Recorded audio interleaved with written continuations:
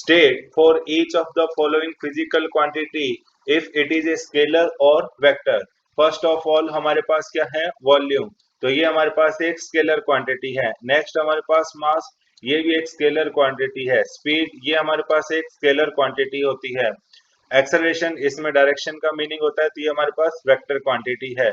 इसके बाद डेंसिटी, ये हमारे पास एक स्केलर क्वांटिटी होती है। नंबर ऑफ मोल्स, तो ये भी हमारे पास एक स्केलर क्वांटिटी है। नेक्स्ट इज वेलोसिटी, ये हमारे पास डायरेक्शन की इंपॉर्टेंस है, तो वेक्टर क्वांटिटी। इसके बाद एंगुलर फ्रीक्वेंसी, तो ये हमारे पास एक स्केलर क्वांटिटी होती है। Displacement is a vector quantity and angular velocity is also a vector quantity. Next 4.2, pick out the two scalar quantities in the following list. Force, ये हमारे पास क्या है, एक vector quantity.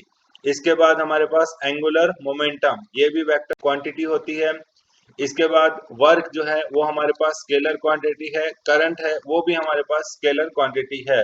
Work is dot product of force and displacement, force and displacement का dot product होता है। Current के लिए डायरेक्शन नहीं कंसीडर की जाती है, सिर्फ उसका मैग्नीट्यूड कंसीडर किया जाता है। लीनियर मोमेंटम हमारे पास वेक्टर है। इलेक्ट्रिक फील्ड भी वेक्टर होता है।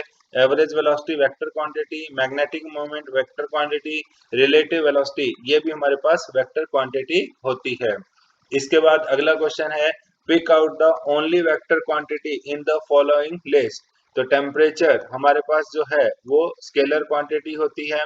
इसके बाद प्रेशर, ये भी हमारे पास जो है वो स्केलर क्वांटिटी होती है। इम्पल्स, अगर हम बात करें इम्पल्स की, तो ये हमारे पास होता है product of force and time.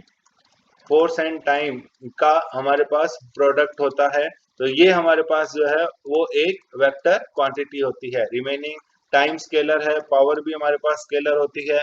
Total path length, ये भी स्केलर क्वांटिटी है। एनर्जी भी स्केलर क्वांटिटी है। ग्रेविटेशनल पोटेंशियल स्केलर क्वांटिटी है। Coefficient of friction scalar quantity है। चार्ज, ये भी हमारे पास स्केलर क्वांटिटी होती है। Next exercise question 4.4. State with reasons whether the following algebraic operation with scalar and vector physical quantities are meaningful. First है adding any two scalars. तो दो scalars को ऐड किया जा सकता है if they represent same physical quantity. Same physical quantity. जैसे हमारे पास एक डेंसिटी है, तो इसके अंदर डेंसिटी को ही ऐड किया जा सकता है, सब्ट्रैक्ट किया जा सकता है। इसके अंदर हम मास को ऐड या सब्ट्रैक्ट नहीं कर सकते, तो दोनों का मीनिंग जो है वो सेम होना चाहिए। Adding a scalar to A vector of the same dimensions, ये पॉसिबल नहीं है। This is meaningless because vector और स्केलर का एडिशन पॉसिबल नहीं है। Multiplying any vector by any scalar, तो ये हमारे लिए मीनिंगफुल होता है। हम किसी भी वेक्टर को जो है मैग्नीट्यूड को इंक्रीज या डिक्रीज करने के लिए एक स्केलर यानी कि नंबर से मल्टीप्लाई कर सकते हैं। Multiplying any two scalars, this is also meaningful, दो नंबर्स को मल्टीप्लाई किया जा सकता है। एडिंग एनी टू वेक्टर्स, दो वेक्टर्स को ऐड किया जा सकता है, तो ये हमारे पास मीनिंगफुल होता है।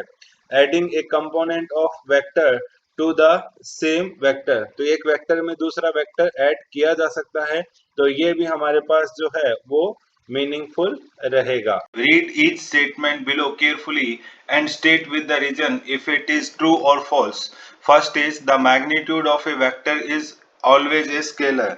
दिस इज ट्रू बिकॉज हमारे पास जो मैग्नीट्यूड है उसमें हमारे पास डायरेक्शन जो है वो नहीं होगी, और in the absence of direction हमारे पास वो सिर्फ क्या बचेगा, स्केलर क्वांटिटी बचेगी। Second is each component of A vector is always a scalar, तो this statement is false because हमारे पास एक वेक्टर का कंपोनेंट भी एक वेक्टर ही होता है। जैसे एक हमारे पास वेक्टर है, दूसरा वेक्टर है, उनसे मिला के हमने अगर थर्ड वेक्टर बनाया, तो इस थर्ड वेक्टर के दो कंपोनेंट्स हैं और वो दोनों हमारे पास क्या है, वेक्टर्स हैं, तो इसलिए ये स्टेटमेंट हमारे पास फॉल्स है। Next is the total path length is always equal to the magnitude of displacement vector of a particle. अगर ये हमारे पास इस स्टेटमेंट के लिए बात करें तो दिस स्टेटमेंट इज फॉल्स, क्योंकि अगर हम यहाँ पे बात करते हैं कि कोई पार्टिकल ए से चलना स्टार्ट करता है और अगर बी तक चल के जाता है, तो ऐसी कंडीशन में अगर मान लीजिए कि उसका पाथ जो है ये हमारे पास एक्चुअल पाथ लेंथ हो जाएगी, और जो डिस्प्लेसमेंट जो है वो हमारे पास एक स्ट्रेट लाइन हमें यहाँ से ए से बी तक ड्रॉ करना है, एक वेक्टर, ये रिप्रेजेंट करेगा डिस्प्लेसमेंट को। और अगर ये अलग पाथ से जाते हैं तो ये सारे रिप्रेजेंट करेंगे हमारे इनके लिए डिस्टेंसेस को। तो ये वैल्यू सिर्फ तभी वैलिड है हमारे पास जब एक पार्टिकल जो है वो स्ट्रेट लाइन यूनिडायरेक्शनल मोशन अगर करता है, तब ये स्टेटमेंट हमारे पास जो है वो ट्रू होगा। इसके बाद next is the average speed of a particle is either greater or equal to the magnitude of average velocity of the particle over same interval of time। तो हमारे पास अगर पार्टिकल, जैसे अभी हमने बात की, अगर पार्टिकल स्ट्रेट लाइन मोशन करता है तो उस कंडीशन में हमारे पास डिस्प्लेसमेंट का मैग्नीट्यूड और जो डिस्टेंस है वो हमारे पास क्या होंगे, बराबर होंगे। अगर ऐसी कंडीशन बनती है तो विद रिस्पेक्ट टू टाइम दोनों के लिए टाइम इंटरवल हमारे पास क्या है, सेम है। अगर डेल्टा टी सेम है तो यहाँ पे वेलोसिटी का जो मैग्नीट्यूड है that is equal to speed, हमारे पास वैल्यू आएगी। लेकिन अगर पाथ जो है वो इस टाइप का नहीं होके, मान लीजिए कि पाथ जो है वो इस तरीके से रहता है, तो इस कंडीशन के अंदर हम क्या बोलेंगे कि हमारे पास डिस्प्लेसमेंट का जो मैग्नीट्यूड है वो डिस्टेंस से क्या आ रहा है, कम आ रहा है। और अगर सेम टाइम इंटरवल में बात करेंगे तो velocity is either less than equal to speed of the particle. Last statement हमारे पास है, 3 vectors not lying in a plane can never add up to give a null vector. अगर हम एक प्लेन के अंदर बात करें कि हमारे पास 2 वेक्टर्स हैं, तो अगर इनका रिजल्टेंट कहीं न कहीं इनके बीच में हमारे पास आएगा। इसके बाद आप थर्ड जो है वो बात कर रहे हो कि वो इनके प्लेन में जो है वो प्रेजेंट नहीं है। जैसे थर्ड हमने ड्रॉ किया इस तरीके से, तो ये 2 वेक्टर बनेंगे, इनका एक अपना प्लेन होगा, इनका रिजल्टेंट जो है वो बीच में कहीं आएगा। तो नेट रिजल्टेंट हमेशा आपको मिलेगा, यानी कि आपको कभी भी जो है वो नल वेक्टर जो है वो नहीं मिलेगा। Establish the following vector inequalities geometrically or otherwise। First आपको दी गई है magnitude of sum of AB vector is less than equal to sum of magnitudes of A vector and B vector। तो यहाँ पे हम एज्यूम करते हैं कि हमारे पास 2 वेक्टर हैं, एक हमारे पास ये A वेक्टर है और दूसरा हमारे पास B वेक्टर है। और अपने इससे क्या बना सकते हैं, पैरेललोग्राम जो है वो ड्रॉ कर सकते हैं। और यहाँ पे इनका रिजल्टेंट जो आएगा, यानी कि ये हमारे पास जो रहेगा वो रहेगा A vector plus B vector के इक्वल। अब इसमें अगर हम यहाँ पे ये लिख सकते हैं कि ये एक ट्राइंगल बनता है, जिसको हम नाम दे देते हैं कि हमारे पास ट्राइंगल का नाम जो है वो है PQR। तो ट्राइंगल PQR में हम क्या लिख सकते हैं कि कोई भी 2 साइड का जो सम होता है, यानी कि PQ प्लस QR का जो सम होता है वो तीसरी साइड से जो है वो हमेशा हमारे पास बड़ा होता है। और तीसरी साइड हमारे पास क्या है, PR यहाँ पे है। तो यहाँ पे आप इसको देख सकते हैं कि PQ किसको रिप्रेजेंट करता है, PQ रिप्रेजेंट करता है मैग्नीट्यूड ऑफ A वेक्टर को। QR किसको रिप्रेजेंट करता है, वो रिप्रेजेंट करता है मैग्नीट्यूड ऑफ B वेक्टर। और हमारे पास ये टर्म बड़ी है किससे, PR, और PR जो रिप्रेजेंट करता है वो रिप्रेजेंट करता है AB वेक्टर के सम के मैग्नीट्यूड को। तो एक इक्वेशन हमें यहाँ से मिल जाती है। दूसरा, अगर हमारे पास यही एक स्ट्रेट लाइन में होते हैं, यानी कि ये हमारे पास A वेक्टर हो गया, दूसरा ये हमारे पास B वेक्टर हो गया। अब हम यहाँ पे इसको डिनोट करें कि PQ एंड R हमारे पास हो गए। तो अब हम यहाँ पे क्या लिख सकते हैं कि sum of PQ from straight line PQR, हम इससे क्या बोल सकते हैं कि sum of PQ plus QR is equal to PR। यहाँ पे रिजल्ट अगर हम लिखेंगे तो ये रिप्रेजेंट कर रहा है A वेक्टर के मैग्नीट्यूड को, दूसरा QR रिप्रेजेंट कर रहा है B वेक्टर के मैग्नीट्यूड को, और ये हमारे पास इक्वल आ रहा है A vector plus B vector के मैग्नीट्यूड को। तो दोनों इक्वेशन से हम यहाँ पे इनइक्वालिटीज को प्रूव करें तो दोनों साइड हमारे पास, दोनों को कंबाइन करने से हमें फाइनली रिजल्ट क्या मिलेगा, दैट A वेक्टर का मैग्नीट्यूड प्लस B वेक्टर का मैग्नीट्यूड आइदर ग्रेटर देन और इक्वल टू किसके बराबर आ रहा है, सम ऑफ AB वेक्टर, जो हमारे पास वेक्टर फॉर्म में फाइनली रिजल्टेंट आ रहा है, यानी कि A vector plus B vector के मैग्नीट्यूड के बराबर देखने को मिल रहा है। सेकेंड इनइक्वालिटी हमारे पास है कि फाइनल रिजल्टेंट जो है हमारे पास उसका magnitude is greater then A vector minus B vector. तो यहाँ पे हम वेक्टर फॉर्म में उसको देखें तो हमारे पास 2 वेक्टर थे, एक था A वेक्टर, दूसरा था B वेक्टर। और पैरेललोग्राम हमने ड्रॉ किया और फाइनली रिजल्ट जो आ रहा है ये वाला हमारे पास क्या आया था, ए वेक्टर प्लस बी वेक्टर यहाँ पे आया था और इसको हमने नाम क्या दिया था, ट्राइंगल को पी क्यू एंड आर हमने इसको नाम यहाँ पे दिया था। अब देखिए अगेन वंस अगेन हम यहाँ पे क्या लिख सकते हैं कि ट्राइंगल पी क्यू आर के लिए सबसे पहले वही सेम कंडीशन हमारे पास रहेगी कि sum of two sides is greater than third side.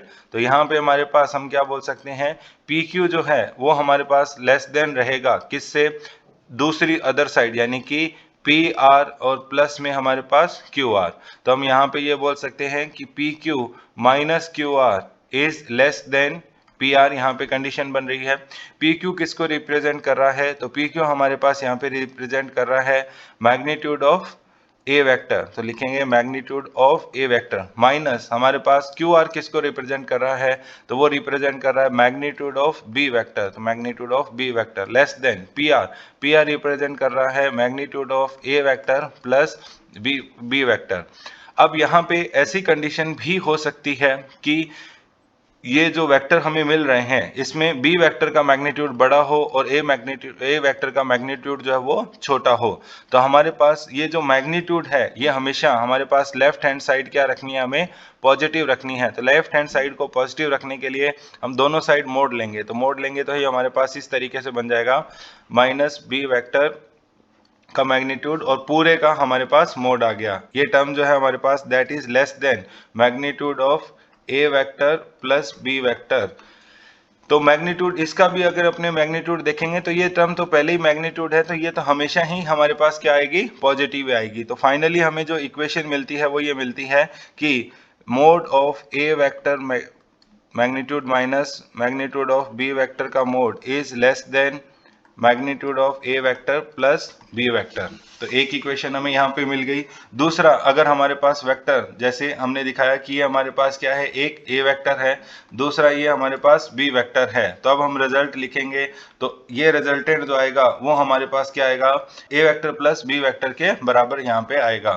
तो दूसरा इक्वलिटी से हम क्या लिख सकते हैं कि हमारे पास क्या है, a vector plus B vector is equal to A vector का मैग्नीट्यूड माइनस बी वेक्टर का मैग्नीट्यूड यहाँ पे देखने को मिल रहा है। तो ये दूसरी में हमारे पास इक्वालिटी में आ जाएगा। जब हम दोनों को कंबाइन करेंगे तो हमारे पास इक्वल टू लेस देन का साइन आ जाएगा। राइट हैंड साइड में रहेगा magnitude of A vector plus B vector और लेफ्ट साइड में हमारे पास रहेगा difference of magnitudes A vector minus B vector. Third inequality हमारे पास है magnitude of A vector minus B vector is less than equal to A vector magnitude plus B vector. अब यहाँ पे हम डायग्राम में देखें तो हमारे पास एक वेक्टर ए वेक्टर हो गया, दूसरा वेक्टर जो है वो बी वेक्टर हो गया। अब इसको अगर अपने शो करें तो ये हमारे पास क्या हो जाएगा, माइनस बी वेक्टर। इन दोनों का रिजल्टेंट जो आएगा वो हमारे पास ये आएगा। तो ये किसको रिप्रेजेंट कर रहा है, ये रिप्रेजेंट कर रहा है a vector minus B vector को यहाँ पे रिप्रेजेंट करेगा। एंड ये वाली टर्म जो है वो भी हमारे पास क्या है, माइनस बी वेक्टर।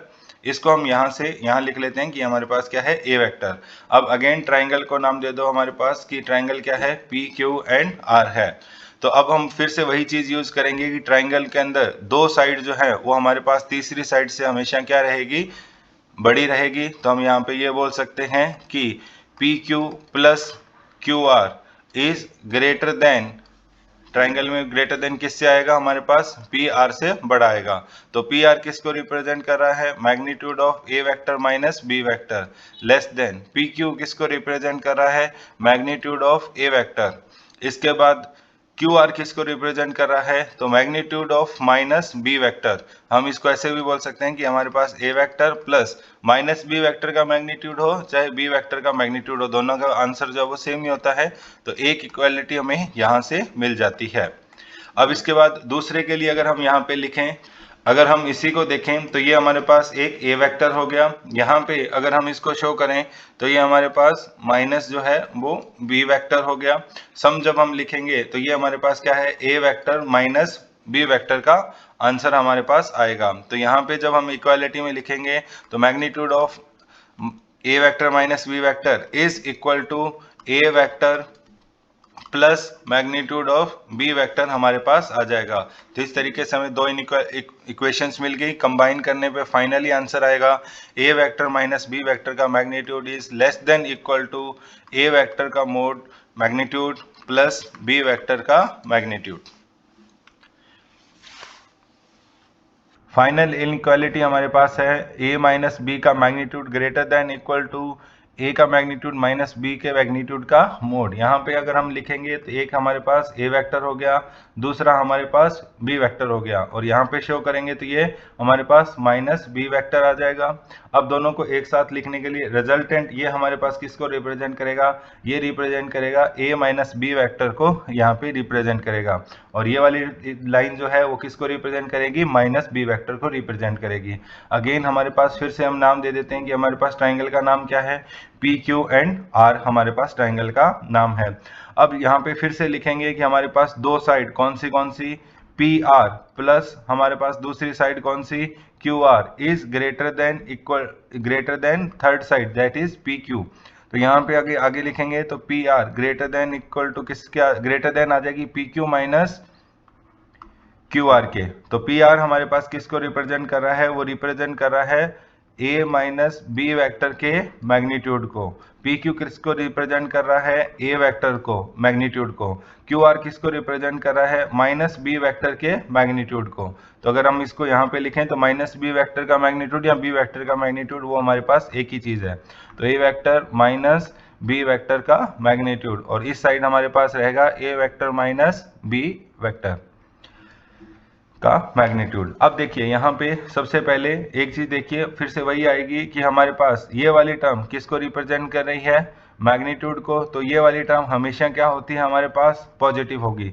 ये वाली टर्म नेगेटिव हो सकती है कब, जब b की मैग्नीट्यूड जो है वो बड़ा हो। तो इसको पॉजिटिव करने के लिए हम दोनों साइड क्या लेंगे, मोड लेंगे। तो इधर मोड लेंगे तो a vector minus B vector के मैग्नीट्यूड का मोड ग्रेटर देन किससे, a वेक्टर का मैग्नीट्यूड माइनस b वेक्टर का मैग्नीट्यूड, और पूरे का मोड हमारे पास आ जाएगा।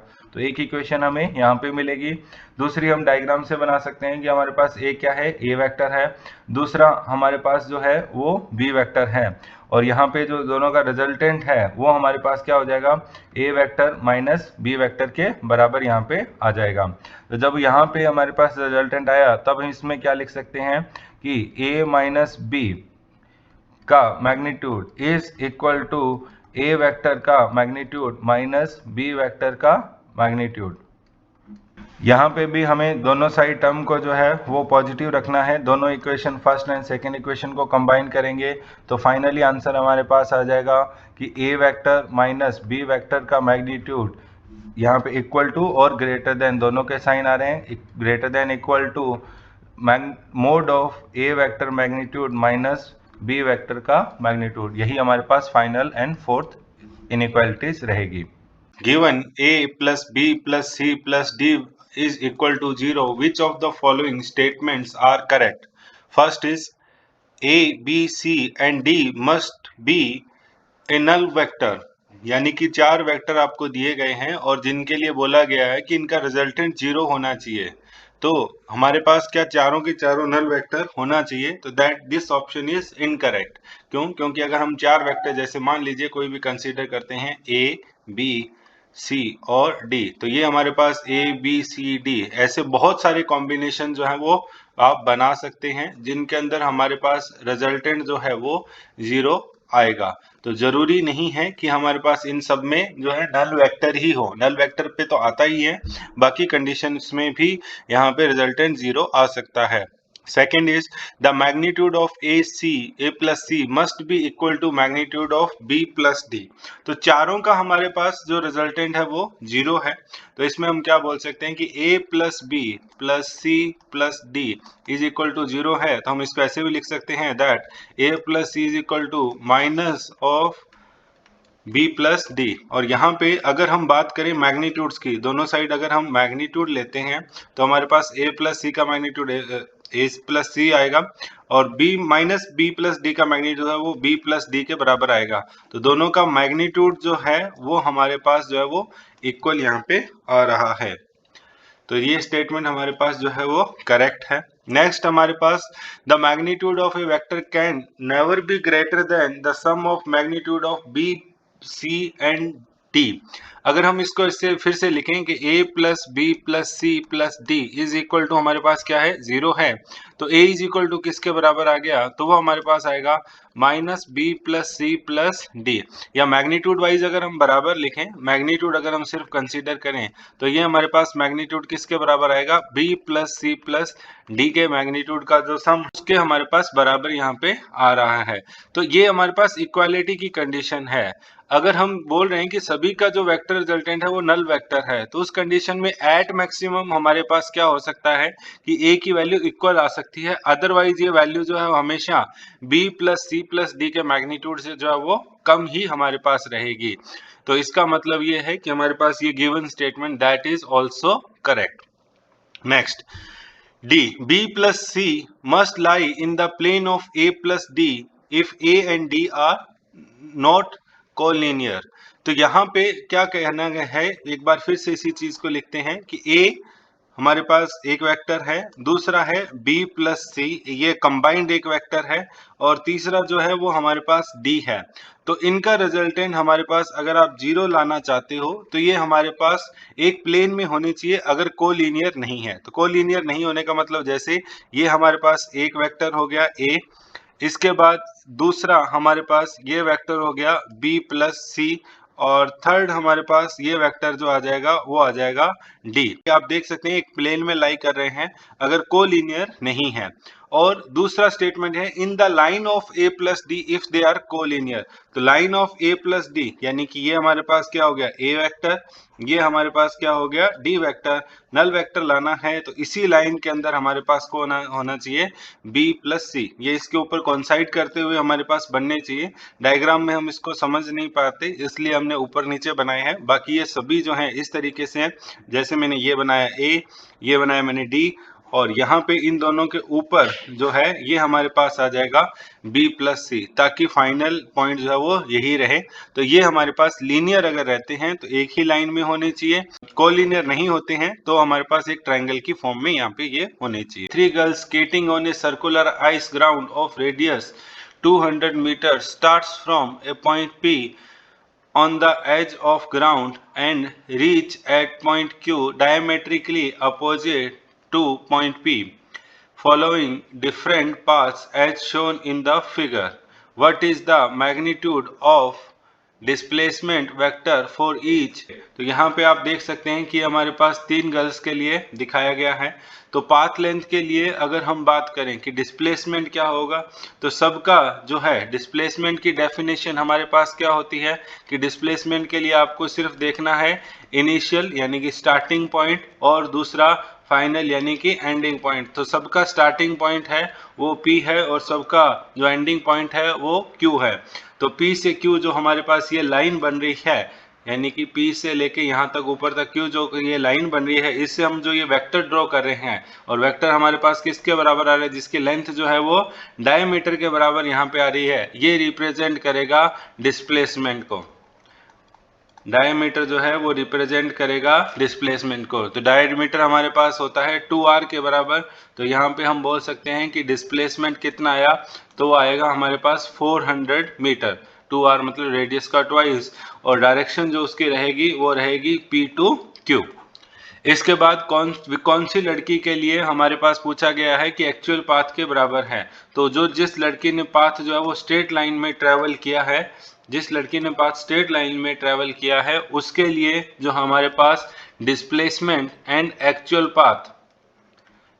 पाथ एंड डिस्प्लेसमेंट का magnitude both are equal for the girl which is moving directly, यानी कि जो इस ब्लैक लाइन के ऊपर जो मूव कर रही है उसके लिए दोनों displacement and distance both are equal. A cyclist starts from a centre O of circular park of radius 1 meter, reaches to the edge P of the park, then cycles along the circumference and returns to the center QO as shown in the figure। तो यहाँ से हमारे पास वो O से चलता है और O से चलने के बाद वो कहाँ पे पहुँचता है, हमारे पास P पे पहुँचता है। P से पहुँचने के बाद जो है वो हमारे पास Q पे जाता है, सर्कमफेरेंस पे जाता है। दो पाथ उसके लिए हमारे पास बनते हैं। इसके लिए एक तो हमारे पास ये वाला पाथ बनेगा, दूसरा P से Q जाने के लिए हमारे पास जो है वो पाथ ये वाला बनेगा। Then along the center returns to Q to O. If trip takes 10 minutes, then what is the net displacement? तो अब उसका स्टार्टिंग पॉइंट जो है वो हमारे पास कहाँ था? O था। स्टार्टिंग पॉइंट जो है, इनिशियल पॉइंट अगर हम बात करें, starting point that is O equal to final point, final position. तो वो हमारे पास क्या है? सेम है। सेम होने का मतलब है कि net displacement that is equal to 0। Next हमारे पास एवरेज वेलोसिटी। अगर हमारे पास एवरेज वेलोसिटी की बात करें, एवरेज वेलोसिटी की अगर हम बात करें कि एवरेज वेलोसिटी हमारे पास क्या रहेगी, तो नेट डिस्प्लेसमेंट अपॉन टाइम। तो डिस्प्लेसमेंट यहाँ पे हुआ ही नहीं है, displacement is 0, that means average velocity is also 0। Next is average speed of the cyclist. अब बात करते हैं एवरेज स्पीड के लिए। तो हमारे पास पाथ दो मान लेते हैं, एक हमारे पास फर्स्ट पाथ ये हो गया एंड ये हमारे पास सेकंड पाथ हो गया। तो दोनों पाथ्स के लिए जो डिस्टेंसेस हैं दे आर डिफरेंट, और डिस्टेंसेस अलग अलग हैं, इसलिए जो हमारे पास एवरेज स्पीड आएगी वो भी इसके पास अलग अलग हमारे पास रहेगी। चलिए बात करते हैं कि सबसे पहले कि एवरेज हमारे पास स्पीड क्या आएगी। अगर वो फर्स्ट पाथ के अलोंग चलता है तो वो O से P गया है, P से Q गया है, Q से वापस O आया है। अगर हम यहाँ पे बात करें कि डिस्टेंस कितनी ट्रेवल की है उसने, तो O से P जाने के लिए वो 1 किलोमीटर चला है, प्लस P से Q जाने के लिए हमारे पास वो 1/4 ऑफ सर्कमफेरेंस यानी कि 2 पाई R अपॉन 4 ये हमारे पास उसके लिए ट्रेवल डिस्टेंस आ गई, प्लस Q to O हमारे पास वापस से 1। तो ये हमारे पास आएगा 2 plus pi R by 2। Pi R by 2 मतलब R की वैल्यू 1 है, तो पाई बाई 2 ये हमारे पास वैल्यू आएगी, दैट इज 1.57 मतलब 3.57 किलोमीटर यहाँ पे डिस्प्लेसमेंट डिस्टेंस इसके लिए आएगी फर्स्ट पाथ के लिए।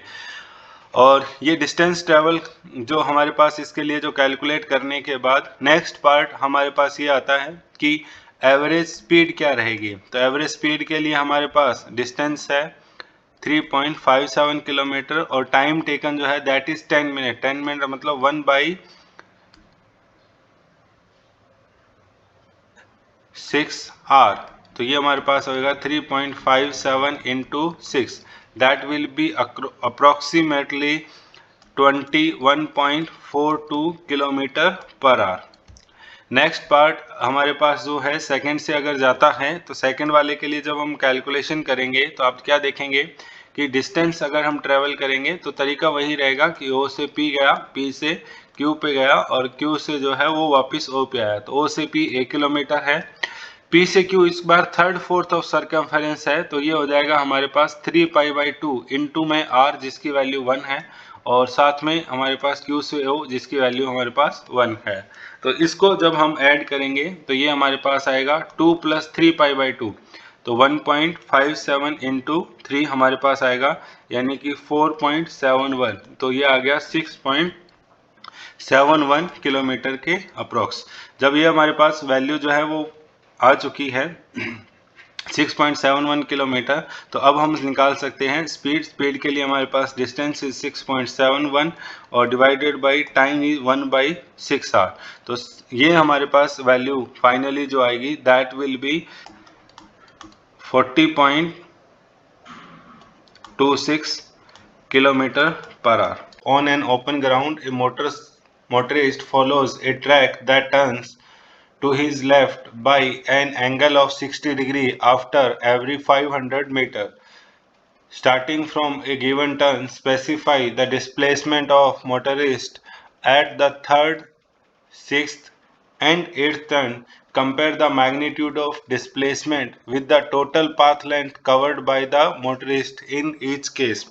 तो यहाँ पे हमारे पास जैसे एक ये हेक्सागोनल ट्रैक हो गया, हम एज्यूम करते हैं कि हमारे पास जो मोशन स्टार्ट करता है वो ए पॉइंट से स्टार्ट करता है, देन वो बी पे जाता है और यहाँ पे ये टर्न जो ले रहा है that is equal to 60 degree. Again दूसरा बी के बाद ये फिर 500 मीटर चलता है और सी पे जो है वो 60 डिग्री का टर्न टुवर्ड्स लेफ्ट लेता है। अगेन सी से हमारे पास कहाँ पे गया, डी, और फिर 60 डिग्री का टर्न डी से, फिर हमारे पास ई पे भी 60 डिग्री का टर्न, और ई से हमारे पास फाइनली एफ पे, और फिर ये हमारे पास 60 डिग्री का टर्न। तो वेक्टर ड्रॉ करेंगे तो ए से बी वेक्टर ऐसे बनेगा हमारे पास, फिर बी से सी, फिर सी से डी डिस्प्लेसमेंट का आएगा, डी से ई, और ई से एफ, एफ से हमारे पास ए। तो और नंबर ऑफ टर्न्स की बात की जाए तो यहाँ अगर ये हमारे पास स्टार्टिंग है, यानी कि ये अगर हमारे पास इनिशियल पॉइंट है, तो ये हमारे पास बी पॉइंट फर्स्ट टर्न हो गया, सी पॉइंट जो है वो सेकंड टर्न हो जाएगा, और इसके साथ हम डी पॉइंट पे जो है वो थर्ड टर्न जो है वो हमारे पास आएगा। तो थर्ड टर्न के लिए हम डिस्प्लेसमेंट जो है वो बता सकते हैं। किस तरीके से हम कैलकुलेट करेंगे, तो एक हम दो परपेंडिकुलर्स ड्रॉ करते हैं इस तरीके से। अगर परपेंडिकुलर ड्रॉ करेंगे तो हमारे पास एंगल्स के लिए कैलकुलेशन अगर हम यहाँ पे करें कि कौन सा एंगल जो है वो बेसिकली कितना आ रहा है, तो टोटल एंगल हमारे पास जो यहाँ पे देखिए आप, ये हमने एक परपेंडिकुलर ड्रॉ किया है, हमारे पास यहाँ पे भी परपेंडिकुलर है, तो ये दोनों भी परपेंडिकुलर हमारे पास आएगी। तो जितनी साइड ये है वही साइड की लेंथ हमारे पास ये बराबर आएगी। तो ये लेंथ हमारे पास है 500 मीटर, तो ये वाला पार्ट जो है वो हमारे पास 500 मीटर के बराबर आएगा। यहाँ तक दोनों साइड हम पोर्शन इस एक स्क्वायर शेप जो बन रही है उसके लिए। इसके बाद नेक्स्ट हमारे पास पार्ट आता है कि बाकी की कैलकुलेशन हम कैसे करें। तो ये एंगल हमारे पास 60 डिग्री है, तो बचा हुआ टोटल एंगल ये हमारे पास कितना हो गया, 120 डिग्री हो गया, और ये लाइन जो है वो उसके सेंटर से जा रही है, तो बाइसेक्ट कर रही है दोनों साइड, तो ये एंगल्स जो हैं वो हमारे पास दोनों हो गए 60 डिग्री। तो ये साइड जो है वो हमारे पास है 500। तो इस पॉइंट से लेके और डी पॉइंट तक की जो डिस्टेंस है आपके पास, ये हमारे पास हाइपोटेनियस हो गया, और ये जो है हमारे पास बेस हो गया, क्योंकि ये एंगल जो है ये वाला 60 डिग्री है। तो बेस अपॉन हाइपोटेनियस हमारे पास जो होता है वो होता है कॉस थीटा। तो बेस बराबर आ जाएगा हमारे पास हाइपोटेनियस इंटू कॉस थीटा, और हाइपोटेनियस की वैल्यू हमारे पास 500 है, और कॉस की वैल्यू जो है वो हमारे पास जो है वो 60 डिग्री है, जिसकी वैल्यू हमारे पास जो आती है 60 डिग्री की वैल्यू आती है 1/2 cos 60 की वैल्यू। तो ये वाली जो डिस्टेंस है that will be equal to 250 metre. Again D A से लेके ये वाला पॉइंट जो है इसकी भी कैलकुलेशन करें तो ये एंगल भी हमारे पास 60 डिग्री आएगा। जब ये एंगल 60 डिग्री आएगा तो ये हमारे पास फिर हाइपोटेनियस बनेगा। तो हाइपोटेनियस के साथ बेस का रिलेशन, तो बेस की वैल्यू आएगी 500 cos 60, 500 cos 60। तो यहाँ पे भी वैल्यू जो है दैट विल बी 250 मीटर। तो अगर हम बात करें displacement from A to D, तो डिस्प्लेसमेंट इज डायरेक्ट डिस्टेंस। तो डायरेक्ट डिस्टेंस है हमारे पास 250 प्लस 500 प्लस 250, तो ये फाइनली आंसर आएगा हमारे पास 1000 मीटर। अगर हम यहाँ पे दिस इज डिस्प्लेसमेंट का मैग्नीट्यूड, अगर हम बात करें डिस्टेंस की, तो डिस्टेंस में वो ए से बी गया तो भी 500 मीटर चला, बी से सी गया तो भी 500, और सी से डी गया तो भी 500। तो total distance travel that is equal to 1500 metre, और डिस्प्लेसमेंट जो है उसका मैग्नीट्यूड है 1000 मीटर। नेक्स्ट हमसे पूछा गया है 6 टर्न पे, तो डी पे उसने थर्ड टर्न लिया था, ई पे वो फोर्थ टर्न लेगा, एफ पे जो है वो फिफ्थ टर्न आएगा, और ए पे जो है वो 6 टर्न आएगा। तो यानी कि अगर ए पे वो 6 टर्न लेता है तो यानी कि इनिशियल और फाइनल पोजीशन आर सेम। अगर इनिशियल और फाइनल पोजीशन सेम रहती है, initial final position are same, अगर ऐसी कंडीशन रहती है तो डिस्प्लेसमेंट का मैग्नीट्यूड जो हमारे पास that will be equal to 0। लेकिन डिस्टेंस के लिए अगर हम बात करें तो डिस्टेंस में हमारे पास वो ए टू बी गया है, बी टू देन सी गया है, सी से डी, डी से ई, और ई से एफ, और एफ से वापस हमारे पास ए पे आया है, और हर टर्न जो है वो 500 का है। तो 500 इंटू 6 हमारे पास तो आ गए टोटल 3000 मीटर। तो distance travel is 3000 metre but displacement is equal to 0। और लास्ट हमारे पास 8 टन के लिए अगर हम बात करें तो फिर वापस यानी कि कहाँ पे चला, ए पे आ गया 6 टन, 7th बी पे होगा, और 8th जो है वो हमारे पास टर्न आएगा, वो आएगा सी पॉइंट पे। तो यहाँ के लिए वेक्टर ड्रॉ करेंगे तो ऐसे कुछ अपने को दिखाई देगा। तो दो वेक्टर्स के बीच में हमें यहाँ पे ये फाइंड करना है कि इनका रिजल्टेंट जो है वो कितना आएगा। तो देखिए दोनों का मैग्नीट्यूड जो है वो बराबर है, तो हम फॉर्मूला यूज कर सकते हैं 2a cos थीटा बाई 2 वाला, और यहाँ पे 2a की वैल्यू यानी कि मैग्नीट्यूड जो कि 500 है, और थीटा जो दोनों के बीच में एंगल है दैट इज 60 डिग्री। तो cos 60 बाई 2, cos 60 बाई 2 मतलब cos 30 हमारे पास आएगा, और cos 30 की वैल्यू होती है √3/2, तो 500 इंटू √3, ये हमारे पास वैल्यू आएगी डिस्प्लेसमेंट की 500 इंटू √3 मीटर। और यहीं पे अगर हम बात करें डिस्टेंस के लिए, तो डिस्टेंस में हमारे पास क्या आएगा, 8 टर्न हो गए, हर टर्न जो है वो 500 मीटर का है, तो 500 इंटू 8, तो answer will be 4000 metre. A passenger arriving in a new town wishes to go to from station to a hotel located 10 km away on a straight road from the station. A dishonest cabman takes him along circuitous path 30 km long and reaches the hotel in 28 minutes. What is the average speed of the taxi and magnitude of average velocity are to the equal? चलिए बात करते हैं कि हमारे पास वो यहाँ पे मान लीजिए कि ये राइट नाउ क्या है, स्टेशन है, और यहाँ पे जो है वो उसका होटल है, और उसके बीच में स्ट्रेट लाइन के लिए जो डिस्टेंस दी गई है that is equal to 10 kilometre. लेकिन जो टैक्सी वाला है वो इसको इस पाथ के अलोंग नहीं ले जाके वो उसको घुमाते हुए लेके जाता है, और उसमें जो वो डिस्टेंस ट्रेवल कराता है वो हमारे पास उसको ट्रेवल कराता है 23 किलोमीटर, और उसको इस दौरान जो टाइम लगता है दैट इज 28 मिनट, या हम इसको आर में भी कन्वर्ट कर सकते हैं, 28/60 आर हमारे पास ये आएगा। चलिए अब हम बात करते हैं कि हमारे पास इसको एवरेज स्पीड जो है वो क्या रहेगी। तो स्पीड के लिए हमारे पास फॉर्मूला होता है actual path length divided by time. तो यहाँ पे एक्चुअल पाथ की अगर हम बात करें तो एक्चुअली में वो कितना चला है हमारे पास, वो चला है 23 किलोमीटर, एंड डिवाइडेड बाई उसको जो टाइम लगा है 28/60, तो 23 इंटू 60 ये हमारे पास जो आ जाएगा दैट विल बी 1380, और डिवाइडेड बाई 28, तो यहाँ पे इसको जब हम सॉल्व करेंगे तो ये वैल्यू हमारे पास आएगी 49.28 किलोमीटर पर आवर, ये हमारे पास इसकी एवरेज स्पीड रहेगी। नेक्स्ट हम बात करते हैं कि हमारे पास इसकी वेलोसिटी का मैग्नीट्यूड क्या रहेगा। तो that will B magnitude of displacement upon time. Magnitude of displacement क्या है, स्टार्टिंग से लेके एंड तक आप एक स्ट्रेट लाइन ड्रॉ कीजिए, एरो बनाइए, तो ये हमारे पास 10 किलोमीटर जो है वो that is magnitude of displacement, और यहाँ पे डिवाइडेड बाई टाइम उसको अभी भी उतना ही लगा है, तो ये हमारे पास आएगा 600 डिवाइडेड बाई 28, 600 डिवाइडेड बाई 28, तो value will B 21.42 kilometre per our. और अब आप देख सकते हैं कि दोनों वैल्यू जो हैं वो बराबर नहीं है। The rain is falling vertically with a speed of 30 metre per second, तो वर्टिकली रेनफॉल हो रही है, और यहाँ पे स्पीड के लिए हमें बोला गया है that is 30 metre per second. Rain के लिए है तो हम इसको डिनोट कर देते हैं VR से। इसके बाद दूसरा, a women rides a bicycle with the speed of 10 metre per second in north to south direction, तो हमारे पास एक वुमेन है VW, हमने उसकी स्पीड को नाम दे दिया that is 10 metre per second. What is the direction in which she should hold her umbrella?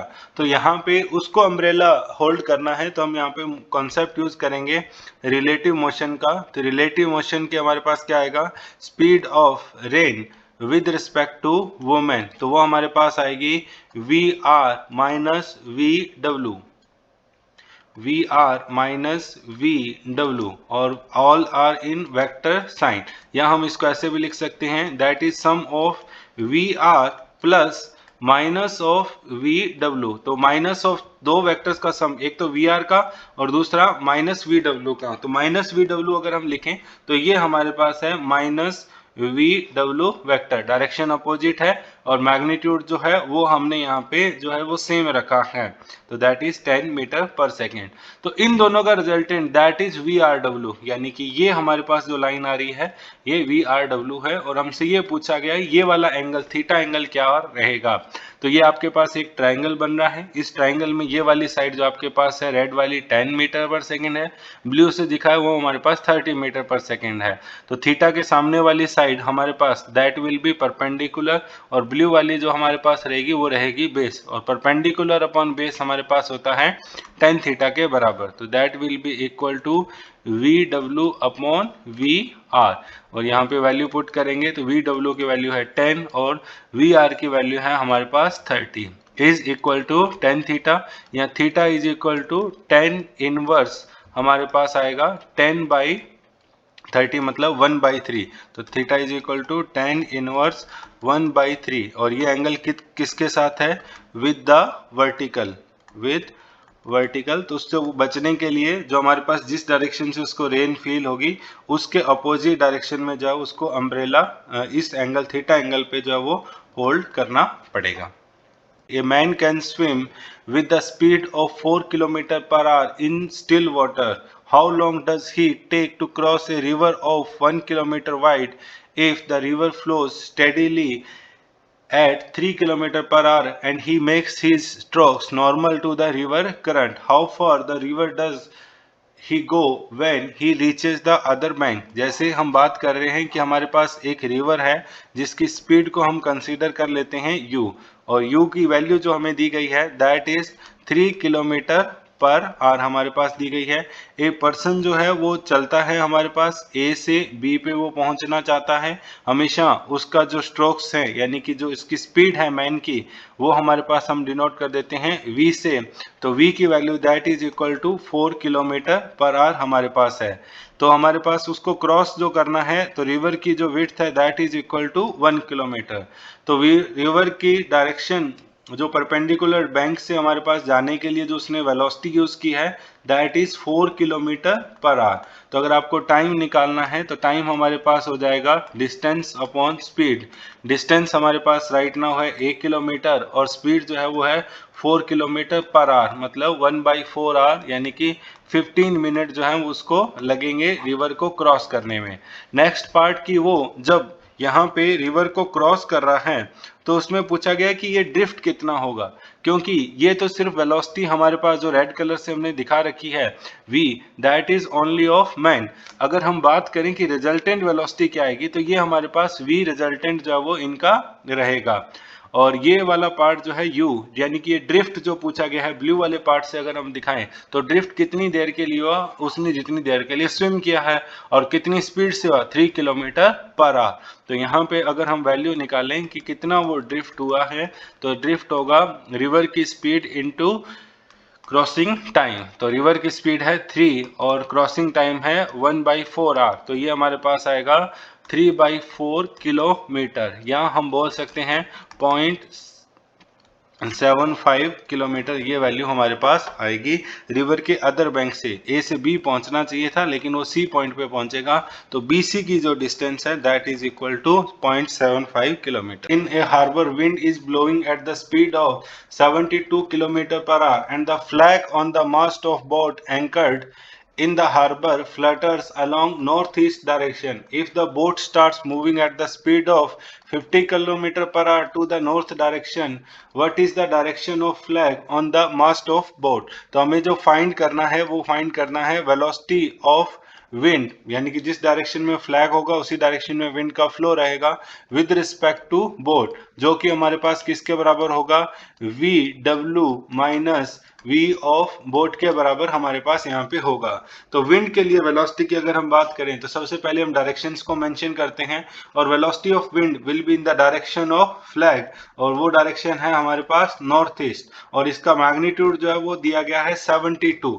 तो यहाँ पे अगर हम लिखें कि वेलोसिटी ऑफ विंड क्या है तो वो है 72 kilometre per hour in north east direction. North east direction को लिखा जा सकता है I+J अपॉन √2 से, और that is kilometre per our. यहाँ पे इसको अगर हम √2 को डिवाइड करें दोनों को 72 से तो ये आएगा 51 I cap plus 51 j cap और kilometre per hour, that is velocity of wind.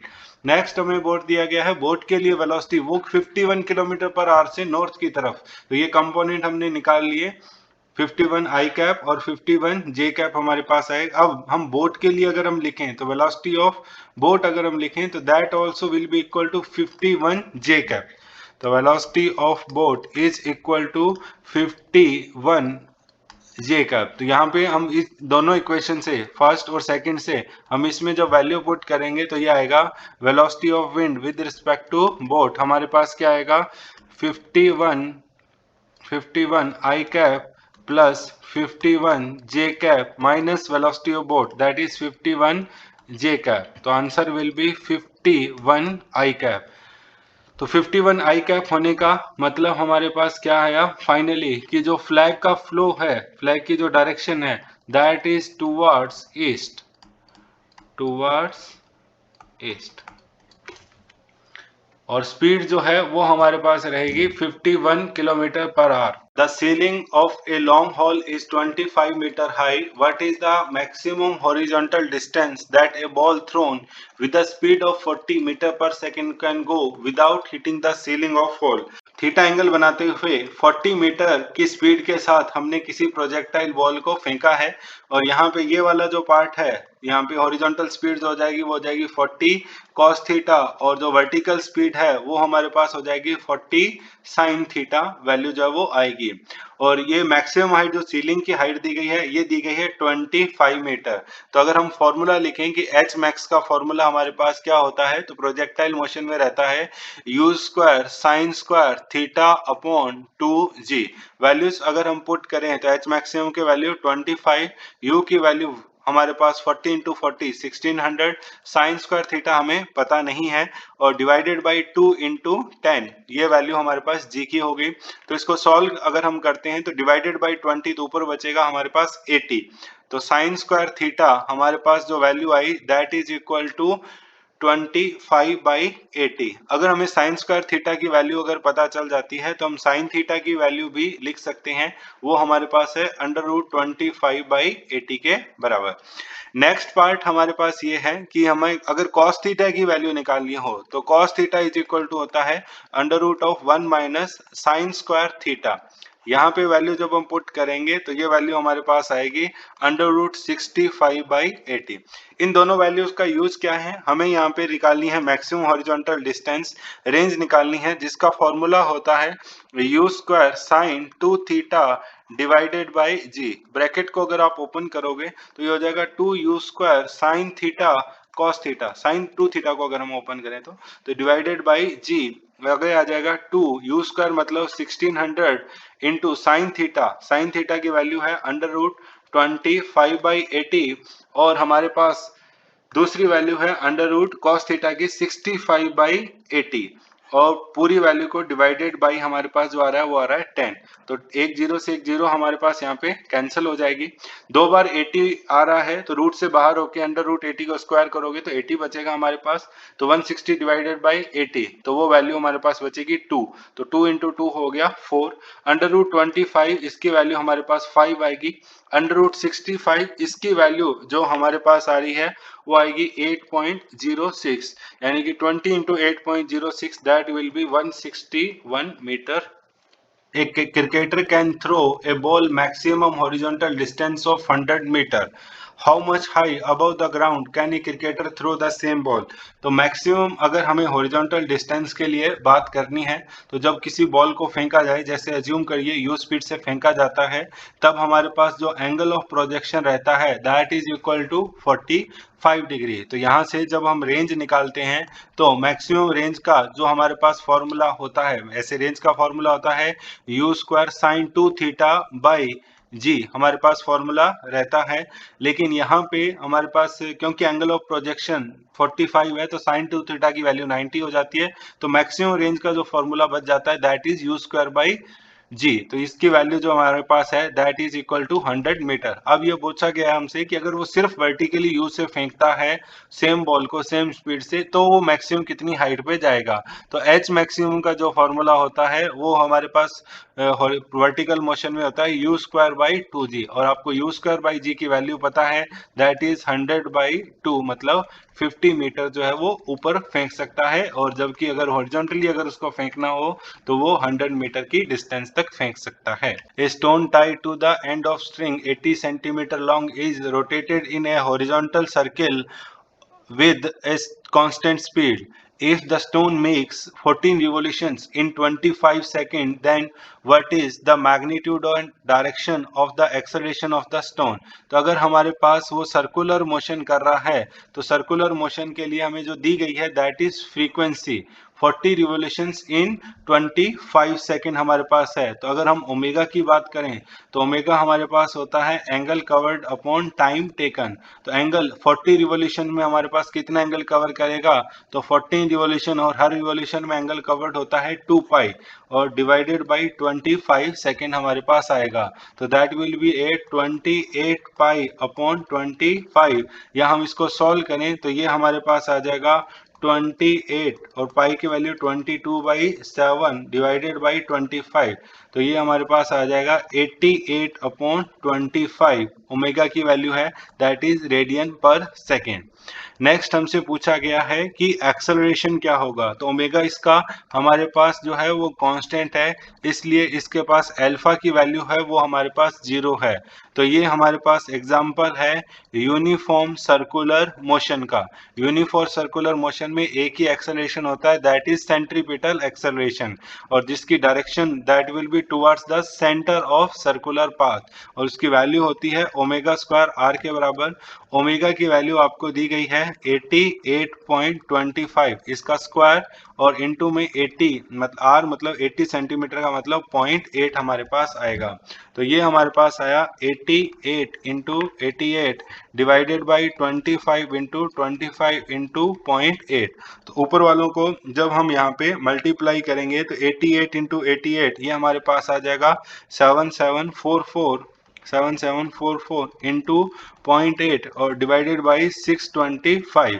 तो यहाँ पे आगे जब हम इसको मल्टीप्लाई करेंगे 0.8 से तो ये वैल्यू हमारे पास आएगी 6195.2 और डिवाइडेड बाई 625, जिसको 625 से डिवाइड करने पे वैल्यू आएगी 9.91 metre per second square. In aircraft executes A horizontal loop of radius 1 kilometre, यहाँ पे सर्कुलर मोशन कर रहा है हॉरिजॉन्टल प्लेन के अंदर 1 किलोमीटर की रेडियस में with a steady speed of 900 kilometre per hour, 900 kilometre per hour की स्पीड से compare its centripetal acceleration with acceleration due to gravity. तो एक्सेलरेशन ड्यू टू ग्रेविटी हमारे पास जो होता है वो होता है 9.81 मीटर पर सेकेंड स्क्वायर। अब हम वैल्यू कैलकुलेट करते, इसका सेंट्रीपिटल एक्सेलरेशन अगर हम निकालें तो वो होगा v स्क्वायर बाई आर के बराबर, लेकिन यहाँ पे v जो दिया है वो दिया है 900 किलोमीटर पर आवर। इसको अगर हम कन्वर्ट करें तो 5/18 से मल्टीप्लाई करने पे ये हमारे पास कन्वर्ट हो जाएगा मीटर पर सेकेंड में, जो कि हमारे पास ऊपर ये आएगा 550 यानी कि 250 मीटर पर सेकेंड। और अगर डिस्टेंस की बात की जाए r तो वो हमारे पास आएगा 1000 मीटर। तो ये वैल्यूज अगर हम पुट करें तो ये आएगा 250 इंटू 250 और डिवाइडेड बाई 1000। तो यहाँ पे सॉल्व करेंगे 20 से 20 कैंसिल, 625/10 आया यानी कि 6.25 मीटर पर सेकेंड स्क्वायर। तो आप यहाँ पे देख सकते हैं कि एक्सेलरेशन ड्यू टू ग्रेविटी के कंपैरिजन में यहाँ पे एक्सेलरेशन जो है वो काफी कम है, क्योंकि एक्सेलरेशन की वैल्यू 6 है, और जो रफली वैल्यू बात करेंगे एक्सेलरेशन ड्यू टू ग्रेविटी वो हमारे पास होता है 9.81। Read each statement below carefully and state with reasons if it is true or false. The net acceleration of a particle in circular motion is always along the radius of the circular path towards the center. तो ये हमारे पास ये बोलना चाह रहा है कि ये सेंटर है सर्कुलर पाथ में, इस तरीके से अगर कोई मोशन कर रहा है तो उसका जो एक्सेलरेशन होगा वो हमेशा इसी डायरेक्शन में होगा।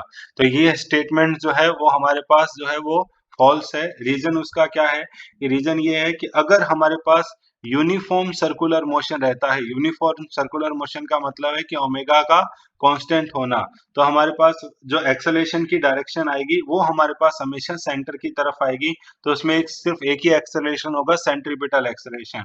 लेकिन अगर यूनिफॉर्म सर्कुलर मोशन नहीं है तो उसमें दो एक्सेलरेशन इन्वॉल्व रहेंगे, एक सेंट्रीपिटल और एक टेंजेंशियल, और इन दोनों का रिजल्टेंट जो है वो हमें एक्सेलरेशन की डायरेक्शन को बताएगा। तो इसलिए हमारे पास ये स्टेटमेंट गलत है। Next is the velocity vector of a particle at a point is always along the tangent to the path of the at that point. हाँ, अगर आप किसी भी पॉइंट पे बताना चाहते हैं तो आप उस पे टेंजेंट अगर ड्रॉ करेंगे तो वो हमारे पास वेलोसिटी की डायरेक्शन को बताएगा। That is A true statement. Next हमारे पास है if acceleration vector of a particle in uniform circular motion averaged over the one cycle is a null vector। तो यहाँ पे आप देख सकते हैं कि अगर एक साइकिल पूरा करता है, जैसे मान लीजिए यहाँ से चलता है, तो हर मोमेंट पे अगर यूनिफॉर्म सर्कुलर मोशन है तो यहाँ पे हर मोमेंट पे आप ये देख सकते हो कि एक साइकिल के अंदर डायरेक्शन जो है वो हर पॉइंट पे चेंज हो रही है।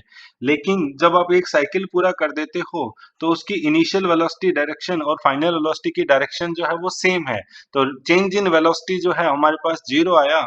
अगर चेंज इन वेलोसिटी जीरो आया तो एक्सेलरेशन भी जीरो होगा, और ये स्टेटमेंट हमारे पास ट्रू रहेगा।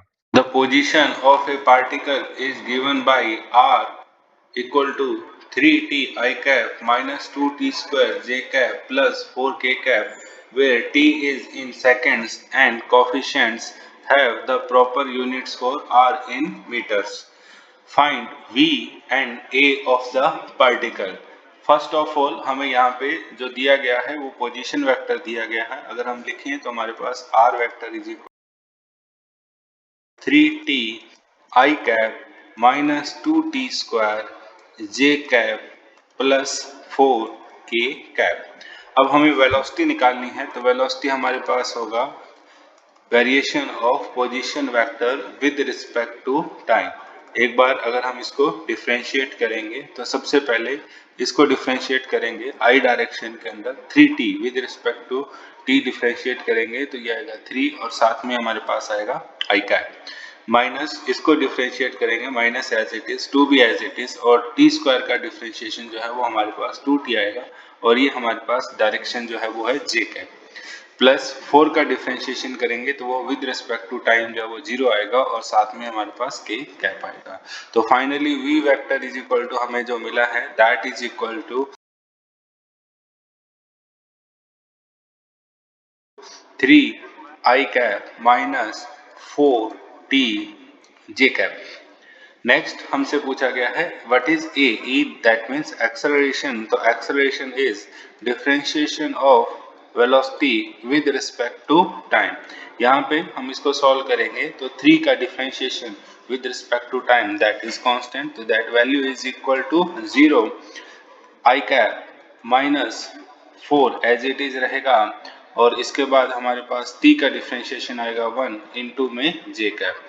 तो फाइनली जो एक्सेलरेशन हमारे पास आएगा वो आएगा माइनस का 4 j कैप, और we can say that acceleration is equal to minus 4 metre per second square, और डायरेक्शन हमारे पास माइनस जे जो आ रही है हमारे पास वो डायरेक्शन हम अगर हम लिखेंगे तो that is minus in minus y direction.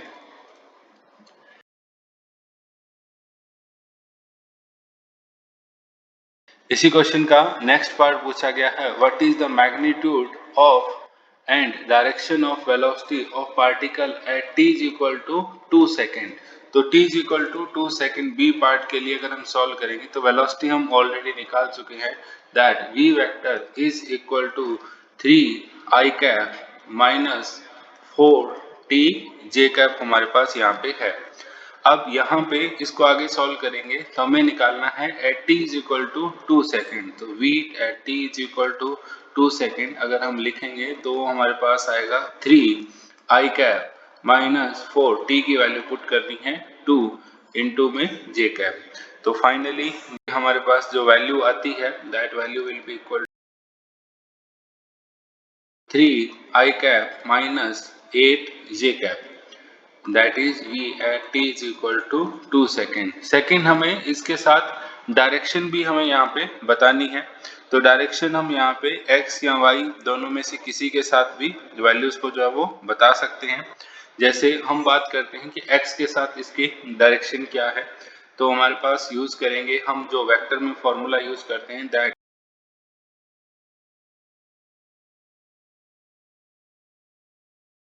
vy upon vx will be equal to tan theta.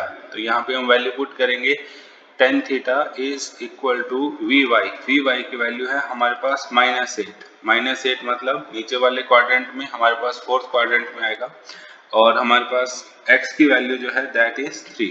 तो थीटा इज इक्वल टू हमारे पास आया tan इनवर्स -8/3।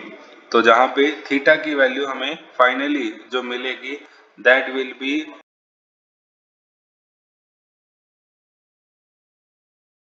69.45 डिग्री, और ये कौन से क्वाड्रेंट में हमारे पास रहेगी, that will be in fourth quadrant. That means हमारे पास जो डायरेक्शन आएगी ये वाली डायरेक्शन, और ये एंगल जो है वो 69.45 डिग्री जो है वो रहेगा।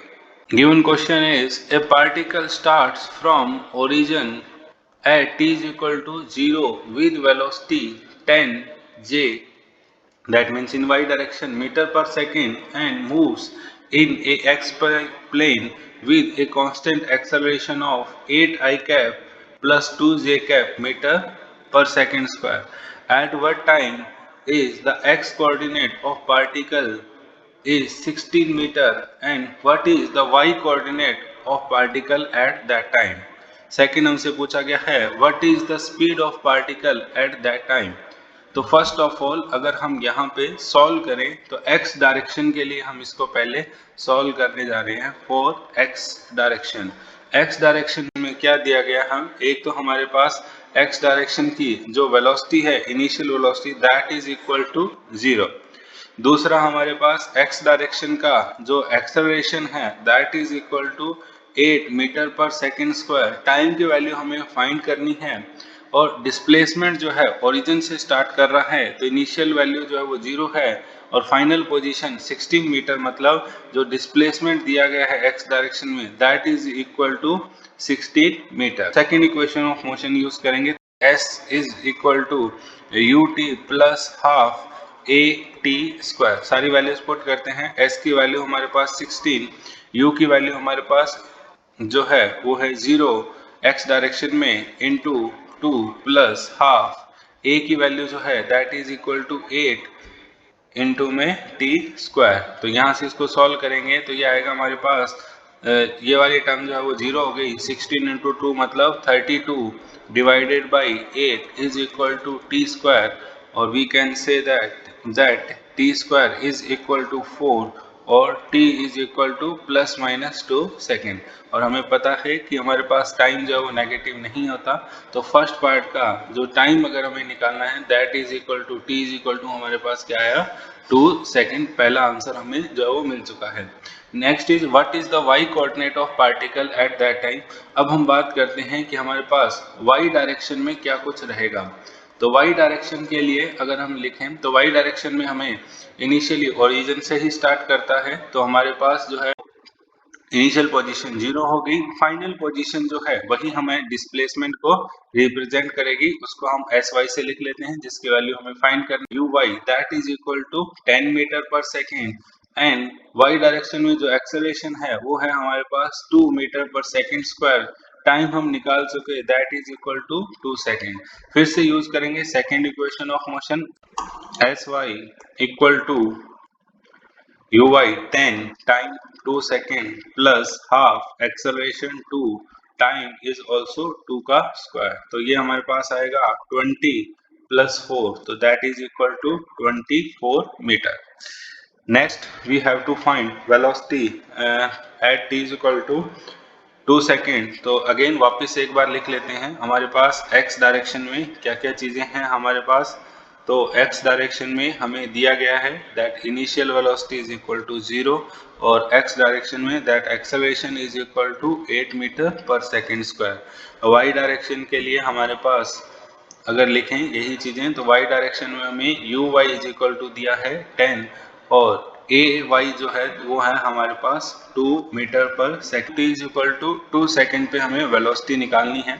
तो वेलोसिटी के लिए अगर फाइनली हम लिखें कि वेलोसिटी हमारे पास आएगी क्या, तो वो will be v x I cap plus v y j cap हमारे पास वेलोसिटी रहेगी। ये अगर हमें इसका मैग्नीट्यूड निकालना रहेगा कि हमारे पास स्पीड कितनी है, मैग्नीट्यूड अगर हम लिखें तो वो हमारे पास आएगा under root v x square plus v y square. और अब ये दो वैल्यू वी एक्स और वी वाई की वैल्यू हमें निकालनी है। तो इसके लिए हम यूज करेंगे equation of motion. First equation of motion हमारे पास हो जाएगी v इज इक्वल टू हमारे पास first equation v is equal to u plus a t. अगर हम x डायरेक्शन में अप्लाई करेंगे तो vx और ux की वैल्यू हमारे पास 0 प्लस a की वैल्यू 8 और टाइम जो है वो हमारे पास आएगा 2 सेकेंड। तो यहाँ पे सॉल्व करने पे ये वैल्यू हमें आई 16 metre per second in x direction. y direction के लिए यही वैल्यू लिखें v y is equal to u y की वैल्यू हमारे पास 10 है, एक्सेलरेशन 2 है और टाइम भी हमारे पास 2 सेकेंड का है। तो ये हमारे पास आएगा 14 मीटर पर सेकेंड। तो दोनों वैल्यूज हमें यहाँ पे जो है वो मिल चुकी है।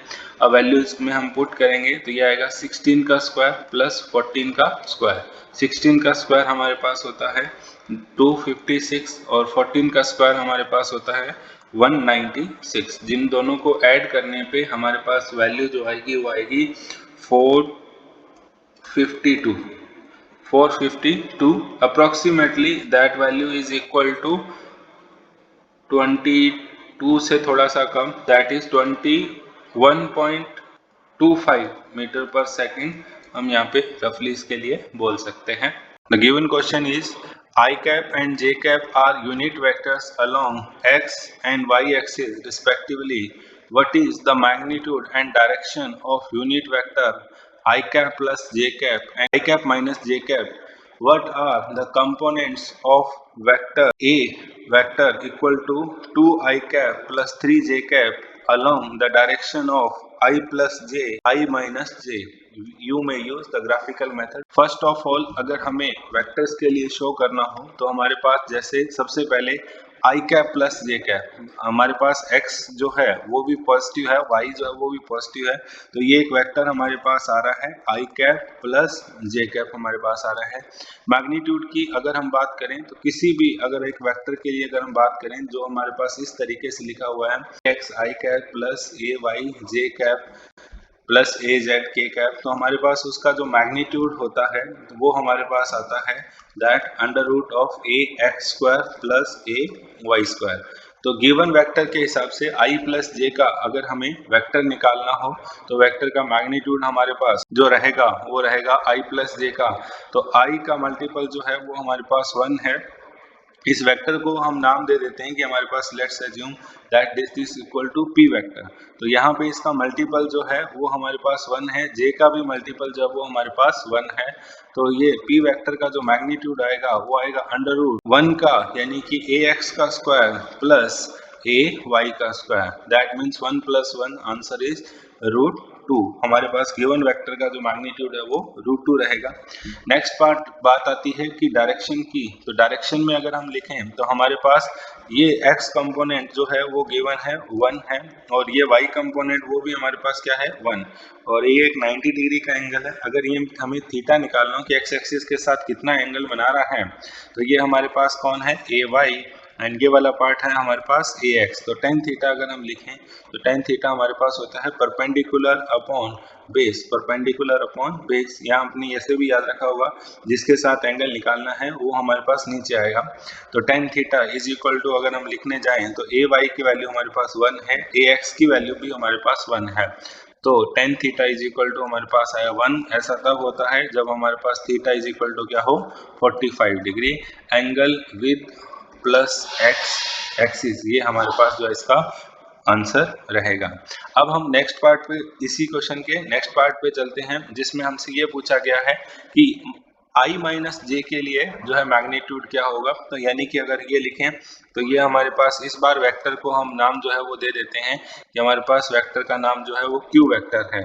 तो क्यू वेक्टर के लिए हम लिखेंगे तो ये एक हो जाएगा q x I cap plus q Y j cap. और यहाँ पे j के साथ मल्टीपल जो है नेगेटिव, मतलब ये डायरेक्शन जो है वो हमारे पास माइनस में है। इसको अगर कंपेयर करें तो ये आएगा 1 i cap minus 1 j cap. तो qx यानी कि ये वाला कंपोनेंट जो हमारे पास है qx that is equal to 1 और qy जो है that is also equal to 1। और माइनस साइन सिर्फ हमें ये बता रहा है कि डायरेक्शन जो है वो y एक्सिस में नीचे की तरफ है। तो एंगल इस बार हमारे पास ये हो जाएगा। तो tan theta is equal to अगर हम यूज करें तो जिसके साथ किसके साथ एंगल निकाल रहे हैं x के साथ, तो qy अपॉन qx हमारे पास आएगा। तो tan theta is equal to अगर हम फिर से लिखेंगे तो दोनों की वैल्यू जो है वो हमारे पास 1 है। थीटा इज इक्वल टू फिर से हमारे पास 45 डिग्री आएगा, लेकिन जो एंगल है वो नीचे की तरफ होगा विद x एक्सिस, तो विद प्लस x एक्सिस, लेकिन डायरेक्शन जो है वो आएगी फोर्थ क्वाड्रेंट में हमारे पास रहेगा। इक्वल टू लिखें तो वो हमारे पास हो जाएगा q x square plus q y square, और यहाँ पे क्यू एक्स की वैल्यू जो है 1 है और क्यू वाई की वैल्यू भी हमारे पास 1 है, तो ये हमारे पास आएगा √2। क्यू वेक्टर की डायरेक्शन क्या है, तो q cap will be equal to q vector upon magnitude of q vector, तो that will be i minus j upon √2।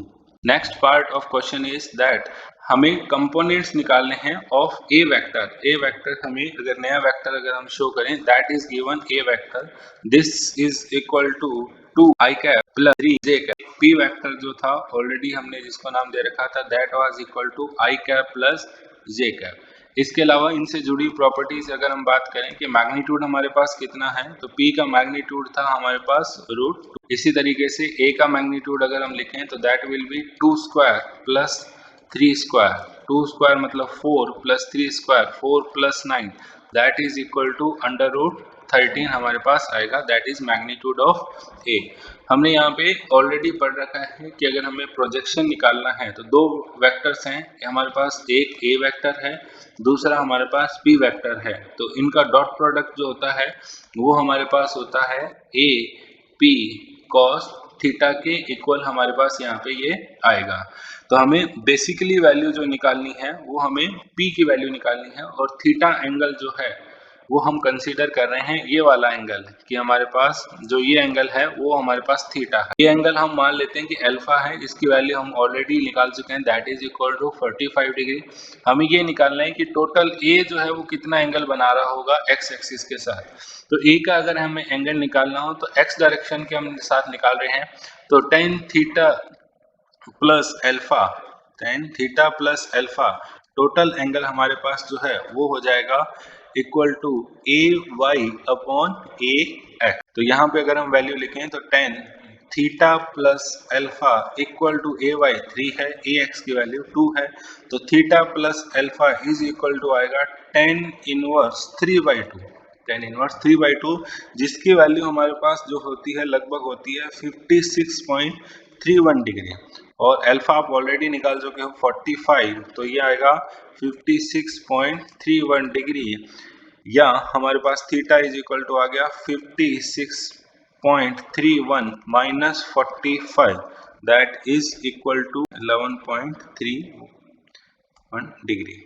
Now अगर हमें मैग्नीट्यूड निकालना है तो मैग्नीट्यूड के लिए हम किसके ऊपर मैग्नीट्यूड कंपोनेंट अगर हम निकालने जा रहे हैं तो कंपोनेंट हम निकाल रहे हैं along i plus J.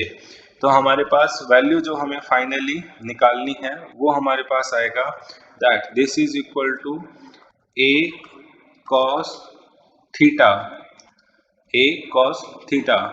And divided by, हमें सिर्फ कंपोनेंट यहाँ पे निकालने हैं, तो डिवाइडेड बाय हमारे पास आएगा p वेक्टर अपॉन मैग्नीट्यूड हमारे पास आ जाएगा p कैप की डायरेक्शन में आएगा। तो a की वैल्यू हमारे पास है that is equal to √13। cos theta की वैल्यू अगर हम निकालें तो हमारे पास cos 11.31 डिग्री हमारे पास यहाँ पे है, एंड p वेक्टर की अगर हम बात करें तो p वेक्टर है i प्लस j हमारे पास, और मैग्नीट्यूड जो है वो है हमारे पास रहेगा √13/2 इंटू cos 11.31 डिग्री, ये हमारे पास होता है 0.98 i प्लस j का, जहाँ पे इसको आगे सॉल्व करने पे ये पूरी वैल्यू है वो हमें मिलेगी 2.5 के अप्रोक्सली, और साथ में हमारे पास आएगा I प्लस जे कैप, तो ये आ जाएगा final answer 5/2 I cap plus J cap. ये कंपोनेंट हमारे पास आ गया। और कंपोनेंट के अलावा अगर हमें ये बताना हो कि इसका मैग्नीट्यूड कितना है, तो इसका मैग्नीट्यूड जो है वो हमारे पास आएगा 5/2 और इनटू में √2, और we can say that 5/√2। This is answer of component of 2I plus 3j along I plus। Next part में हमें I माइनस जे के लिए निकालना है, तो ये एंगल हम ऑलरेडी निकाल चुके हैं, that is equal to 56.31 degree 45 degree. तो कंबाइंड एंगल हम अगर बात करें थीटा डैश, तो that is equal to 45 plus 56.31, तो ये वैल्यू हमारे पास आएगी 101.31 डिग्री। और इसको अगर हम आगे सॉल्व करने जाएं कि हमारे पास कंपोनेंट ऑफ ए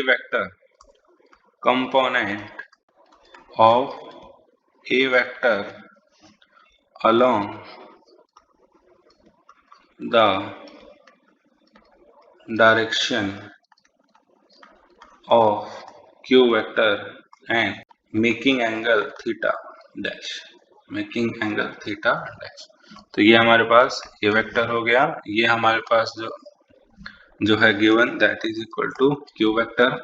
और कंपोनेंट अगर हम निकालना है तो जिसका मैग्नीट्यूड हमारे पास कितना आएगा, तो मैग्नीट्यूड आएगा हमारे पास a cos थीटा डैश के बराबर, और डायरेक्शन जो रहेगी वो हमारे पास रहेगी क्यू कैप। वैल्यूज पुट करते हैं। a का मैग्नीट्यूड हमारे पास √13, cos के लिए अगर हम लिखेंगे तो cos आएगा 101.31 डिग्री, एंड क्यू वेक्टर के लिए लिखेंगे तो I cap minus j cap upon √2।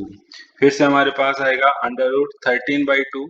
cos जो है वो 101 है, cos 101 को हम cos 90 प्लस 11.31, 90 प्लस, और इसको अगर हम चेंज करें तो ये हमारे पास जो आएगा वो सेकंड क्वाड्रेंट में आएगा।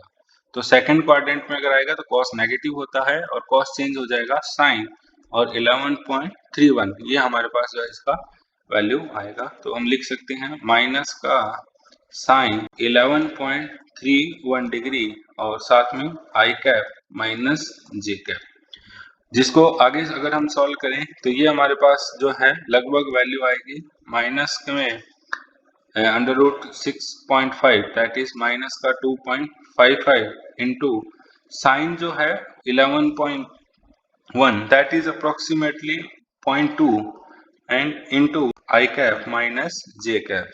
तो इसको सॉल्व करने पे ये हमारे पास आएगा -5/10 और i cap minus j cap, this will be answer. और अगर आपको इसका मैग्नीट्यूड बताना हो तो मैग्नीट्यूड √2 से मल्टीप्लाई कर देंगे, तो 5√2/10 that will be equal to 1/√2। Given question is, for any arbitrary motion in the space, which of the following relations are true? Or first of all, the average stands for the average quantity.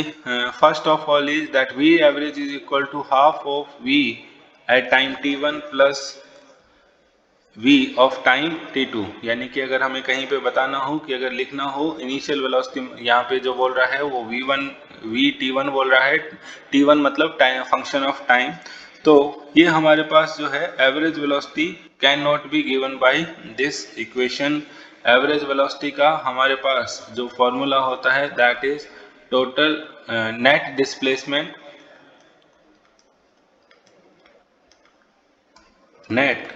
Displacement divided by total time interval जो भी रहता है। तो इस फॉर्मूले से हम यहाँ पे वैल्यूज नहीं बता सकते। Statement is false.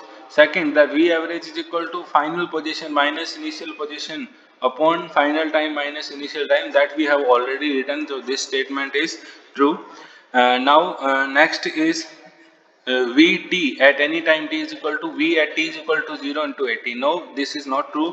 V is equal to t हम लिखते हैं, फर्स्ट इक्वेशन ऑफ मोशन हमारे पास होती है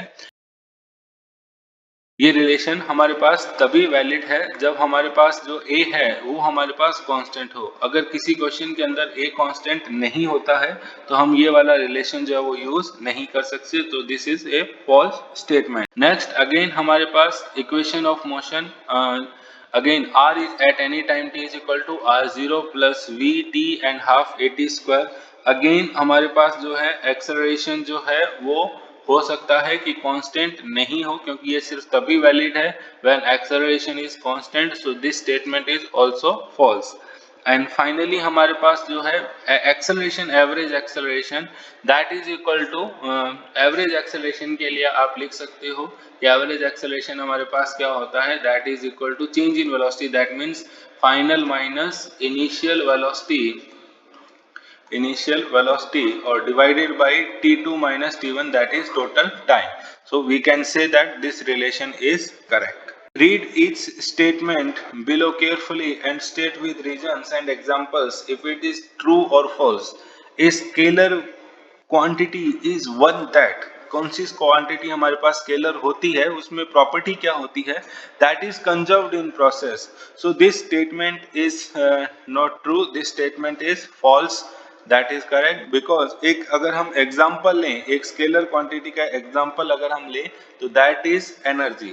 अब अगर हम बात करें कि एनर्जी, तो एनर्जी जो है वो हमारे पास कंजर्व रहनी चाहिए, बट ऐसा नहीं होता है। अगर हमारे पास कोलिजन जो है वो इन इलास्टिक या परफेक्टली इन इलास्टिक अगर कोलिजन्स रहते हैं तो उनके अंदर जो है वो एनर्जी का लॉस होता है। तो इसके लिए हम बोल सकते हैं कि that energy is not a conserved quantity, तो स्केलर का कंजर्व्ड होना जरूरी नहीं है। Next is that can never take a negative values. अभी तक हमने जो पढ़ा है वो स्पीड के बारे में और डिस्टेंस के बारे में पढ़ा है कि हमारे पास स्केलर क्वांटिटीज होती हैं, बट ये स्टेटमेंट भी हमारे पास जो है वो फॉल्स है, ट्रू नहीं है। अगेन हमारे पास जो है वो फॉल्स क्यों है, एक हम क्वांटिटी ले सकते हैं temperature, that is also a scalar quantity, but temperature की वैल्यू -10 डिग्री सेल्सियस भी होती है, +10 डिग्री सेल्सियस भी होती है, मतलब नेगेटिव वैल्यूज, पॉजिटिव वैल्यूज, सारी वैल्यूज पॉसिबल है। इसके बाद that must be dimensionless. Dimensionless के लिए हमारे पास again this is a false statement, so this is a false statement. Why? We can simply consider, इन सब की भी हमारे पास यूनिट्स हैं, एनर्जी की भी यूनिट होती है जूल, टेम्परेचर की यूनिट होती है केल्विन हमारे पास, और एक सिंपल जो अभी तक हमने पढ़ा है दैट इज डिस्टेंस, तो डिस्टेंस की यूनिट भी हमारे पास मीटर होती है, तो इसकी डायमेंशन जो है वो डायमेंशनलेस फॉर्मूला आपके पास नहीं है। Next quantity is does not vary from one point to another in space. Again this statement is also false, again this can't be true. False क्यों है, इसका एग्जांपल आगे चल के भी आपके पास आएगा, that there is a gravitational potential. Potential हमारे पास जो होता है that is a scalar quantity, और जब आप पोजीशन चेंज करते हो तो आपका ग्रेविटेशनल पोटेंशियल जो है वो पोजीशन के साथ साथ चेंज होता है। तो एक पॉइंट से दूसरे पॉइंट में स्पेस में अगर आप मूव कर रहे हो तो ग्रेविटेशनल पोटेंशियल यानी कि स्केलर क्वांटिटी जो है वो चेंज हो रही है। And now last statement has same values for observer with different orientation of axis. This we can say that this is a true, this can't be false।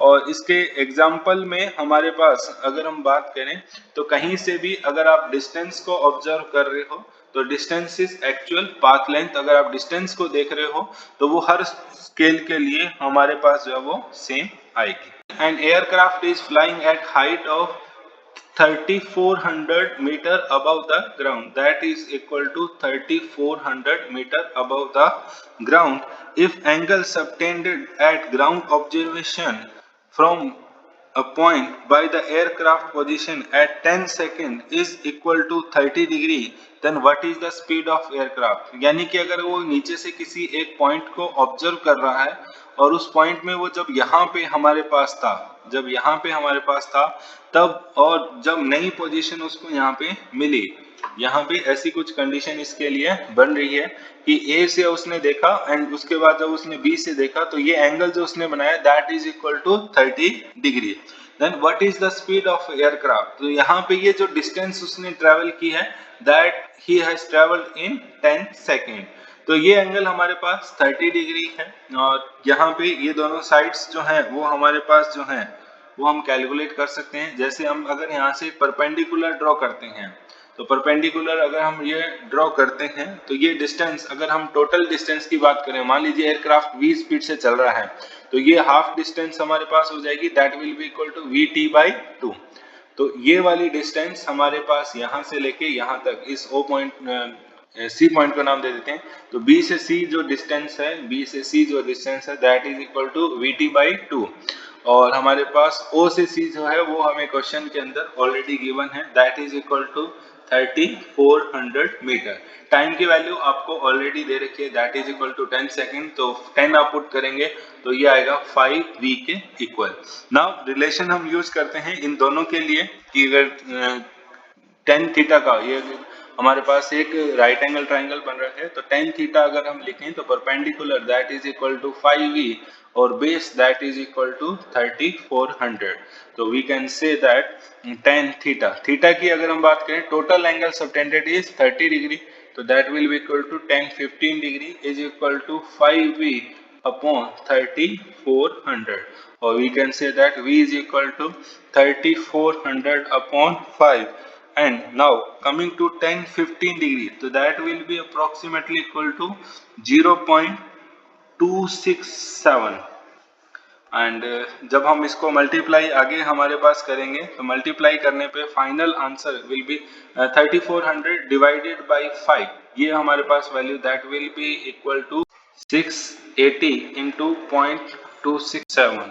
So this will be equal to 182.2 meter.